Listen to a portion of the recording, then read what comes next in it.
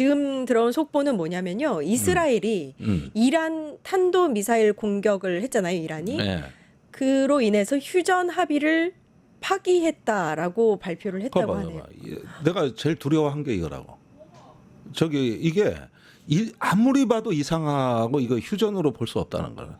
근데 마침 이런 속보가 들어왔다는 얘기인데. 아, 소름 돋았어요, 저 지금. 지금 네. 이스라엘이나 이상하게 이걸 어떻게 받아들일까가 그게 이제 관건이라고 말씀을 드린 건데 속보가 들어왔네요. 그런데 말이 안 되는 휴전안을 내놓으니까 이게 거기에다가 보십시오. 이게 미국은 이걸 이제 이 정도 선에서 끝내겠다 그러지만은 이스라엘은 어린 반푼어치도 없다. 왜냐하면 목적이 달라요.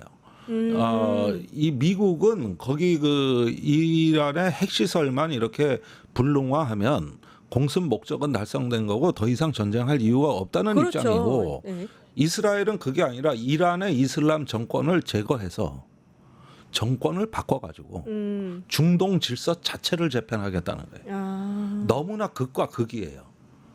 너무나 극과 극입니다. 아니 그러면은 이렇게 보면 트럼프가 이스라엘의 네타냐후한테 속임을 당한 걸 수도 있네요. 그러니까 네타냐후가 트럼프를 이용해서 이란과의 전쟁에서 승리를 거두려고 했다고도 볼 수 있나요, 혹시? 저는 이렇게 봐요. 원래 트럼프는 전쟁 같은 거 싫어해요. 뭐 사람 죽고 폭탄 쏘고 미사일 쏘고 이런 거 되게 싫어해요. 그리고. 돈 들고. 네. 예. 이번에도 한 4, 5천억은 들어간 것 같아요. 무기 가격만 따진 거예요. 그랬는데 6월 9일 날 정확하게 교전이 일어나기 전이죠. 6월 9일 날 트럼프와 네타냐후가 통화를 합니다. 네. 이때 모종의 통화가 내용이 트럼프가 이란하고 핵 협상을 하는데 잘 안 된다는 얘기를 한 것 같아요. 분명히 그때 그 얘기를 했습니다. 그리고 11일 날 트럼프가 이게 핵 협상이 쉽지 않다. 이러면서 비관적이라는 어떤 반응을 보이거든요. 네. 그러자 이틀이 지난 13일 날 이스라엘이 이란을 때립니다. 미사일하고 이걸 때렸는데 그 때릴 때는 그냥 때린 게 아니라 이미 특수부대 요원을 이란 영토로 잠입시켰으니까 아무리 적게 봐도 2, 3주 전에 미리 잠입을 시켜놓은 거예요. 그래서 트럼프 그 말이 나오자마자 때리고 그다음에 트럼프가 이제 이게 보니까 안 될 것 같은데 그러니까 이란이 때리는데 이스라엘이 때릴 때 때리든지 말든지 맘대로 해. 이러면서 이란이 반격한단 말이죠. 그러니까 그럼 내가 지켜줄게 하고 항공모함하고 구축함을 중동으로 보냅니다. 이스라엘을 그렇죠. 지켜주려. 예. 이러면서 자기가 한 발 두 발 빠져들고 있다는 사실을 인식을 자기도 모르게 못해요. 지금 빠져들었어요. 그러니까 가스라이팅 당한 거예요. 야. 그러다가 이런 욕심이 생긴 거죠. 네타냐후가 이란을 때리면 이란이 굴복하고 협상장에 다시 나올지도 몰라. 그때 내가 희망으로. 협상을 성공시켜서 고성과를 내가 따먹으면 되지 않을까? 요게 시나리오 1. 근데 이란이 그렇게 안 하거든. 그때 14일, 5일 뭐 지나도 17일이 돼도 그렇게 안 하거든요. 그러니까 가만히 있어봐. 그러면 이럴 게 아니라 벙커버스터라는 고성능 지하관통 폭탄을 실어서 우리 전투기가 가서 마지막으로 안 때린 거 싹 쓸어버려 종결해주면 끝날 거 아니냐. 이래가지고 22일 날 가. 그런데 그 일주일 전에 지시한 거니까 네. 14일, 5일경에 트럼프가 지시를 한 거예요. 네. 이렇게 된 거고 그리고 이제 때렸으니까 전쟁 끝났어. 끝났다고 기대를 나는 했는데. 빠져나올 거야. 그러니까 이거는 트럼프 자기 생각이에요. 그지 네타냐후는 요 틈만 노린 거죠. 미국이 드디어 참전했어. 도와줬어. 야. 우리의 원래 진짜 목적. 이 날만 기다려왔어. 이란의 정권을 참수하고 교체하기 위해 가지고 작년부터 레바논에 가서 헤즈볼라 착살냈지, 예멘에 가서 후티 반군 착살냈지, 웨스트뱅크에 가서 이슬람 지하드 착살냈지. 이제 더 이상 이란 편 무장 단체들 이제 나올 놈들 없지. 네. 됐어. 이제는 최종 목표로 가는 거야. 해가지고 1, 2년을 치밀하게 준비해서 여기까지 왔는데 이 결정적 시간이라고 하는데 트럼프가 도와주다가 이제 그만해 가는데 그러니까 이 네타냐후 얘기를 건성건성으로 듣고 그러네요. 네. 그러니까 이게 그 휴전안을 발표하는데 진짜 휴전이 되는 줄 알고 오늘 배럴당 유가가 달러 밑으로 내려갔습니다. 네. 그리고 우리 증시도 탄력받고 있고. 그렇죠. 근데 나는 이상하다는 거야 이게. 아. 두 지도자가 네타냐후하고 트럼프가 얘기하는 게 너무 다르다. 이야, 정말 송곳 같은 그 시각으로 분석을 해주셔서 그대로 또 속보로 나오고 있는데요. 이스라엘발 속보가 계속 나오고 있습니다. 이란이 휴전을 위반했기 때문에 군의 강력 대응을 지시했다라는 소식이 또 전해졌고요. 일단 휴전은 끝난 것 같습니다. 휴전이 아니라 계속해서 하지도 이제 않은 휴전 뭐 그거 트럼프 그러니까요. 혼자서 그냥 북치고 장구치고. 트럼프 지지자, 그러니까 미국 내에 마가 이 지지층 네. 쪽에서도 내부에서도 좀 트럼프의 이번 행위에 대해서 좀 반대 여론이 있다고 하거든요. 그러면 지금 이런 상황까지 치달으면은 그 반대 여론이 조금 더 힘을 얻게 될 수도 있겠네요. 그렇죠. 이게 트럼프가 이제 자기가 뭔 짓을 했는지 이제 미국 국민들이 따지고 들 겁니다. 당신 뭔 짓을 한 거야 지금? 이게 무슨 휴전이야? 더 나빠지잖아. 이런데 두 가지를 보시라고 제가 말씀을 드리고 싶어요. 자, 우선 이 6월 13일부터 시작된 이란 이스라엘 전쟁은 이걸로 끝나지 않아요. 6월 17일부터 그러니까 이스라엘이 이란을 공격한 나흘 뒤에 네. 17일 날부터 러시아 우크라이나 전쟁이 우리가 여태까지 한 번도 본 적이 없는 수준으로 폭발했습니다. 17일 날 러시아가 갖고 있는 모든 미사일, 모든 드론을 다 동원해가지고 우크라이나를 때립니다. 오히려 그쪽 전쟁이 더 커. 그러게요. 사람이 더 많이 죽고. 왜 그랬을까? 트럼프가 우크라이나는 버리고 이스라엘은 지키겠다 그러니까 푸틴 입장에서는 그 시기를 딱 친 거네요. 이제 기회가 네. 온 거예요. 그래가지고 우크라이나로 원래 가기로 했던 포탄 20만 발을 빼돌려서 중동으로 보냈어요.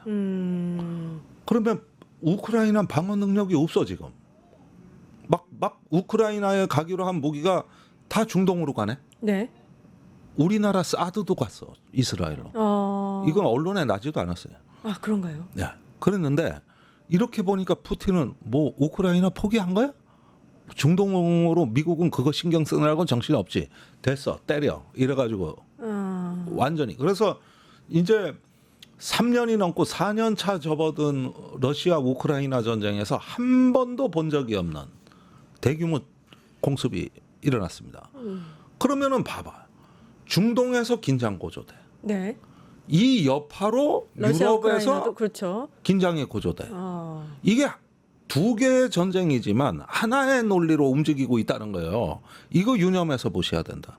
그러니까 이게 지금 문제가 심각성이 엄청 심각. 3차 세계 대전까지 원래 우려를 해야 세계 되나요? 대전이란 게 그래요. 한 A라는 장소에서 일어난 작은 전쟁이 B, C, D로 확산이 되는 겁니다. 그게 세계 전쟁인데 지금 딱 그 구조가 나왔다고.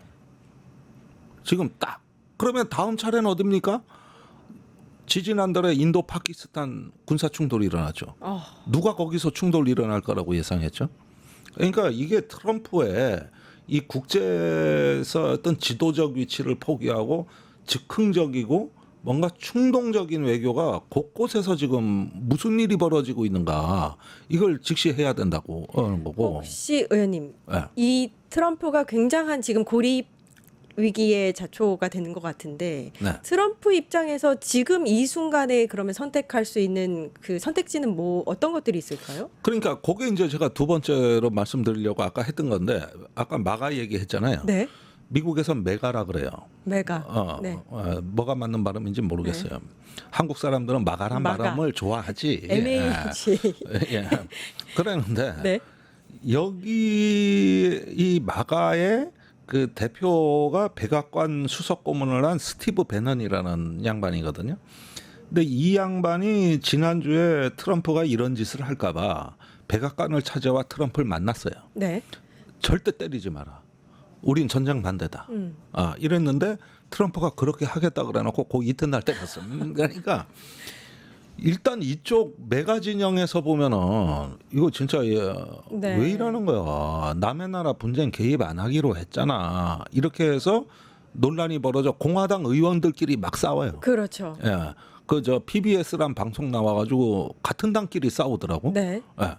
그런데 한쪽에서는 엄청난 지지세가 오르고 있는 게 소위 말하는 네오콘입니다. 그러니까 조지 부시 대통령 시절에 그 이라크 침공을 추동해냈던 네. 그 신보수주의자들 여기가 지금 난리가 났어. 아, 오히려 박수치고 난리가 났어요.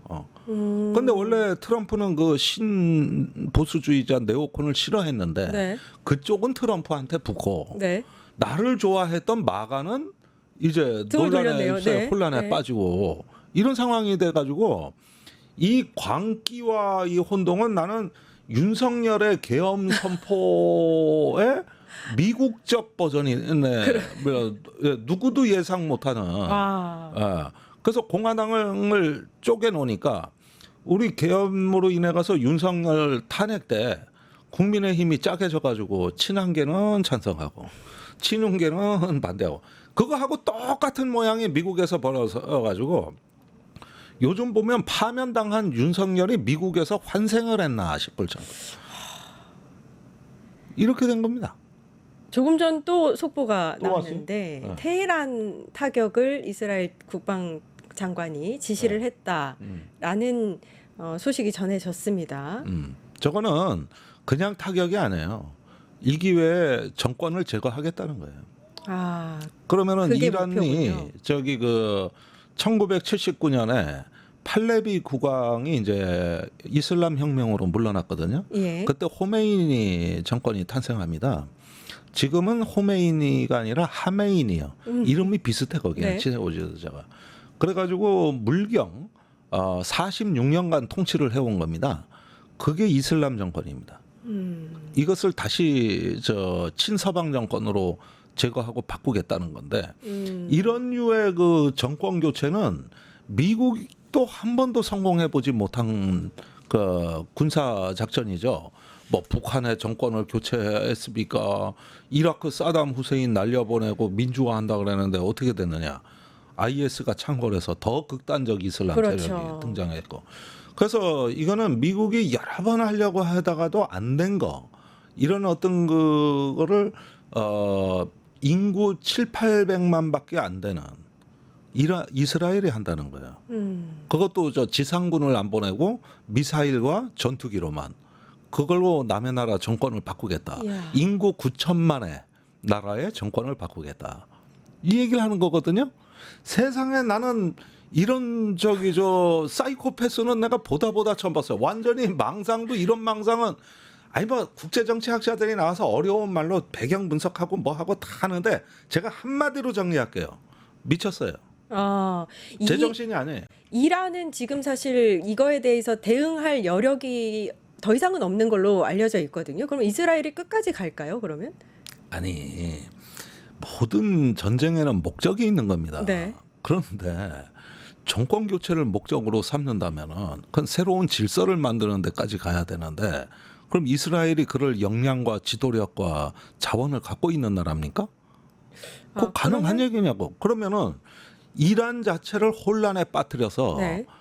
어떤 정권과 국민을 분리시키고 그 혼란에 빠진 국민들이 스스로 이슬람 정권을 타도하도록 만들겠다. 또 이런 플랜 B가 나오고 있어요 지금.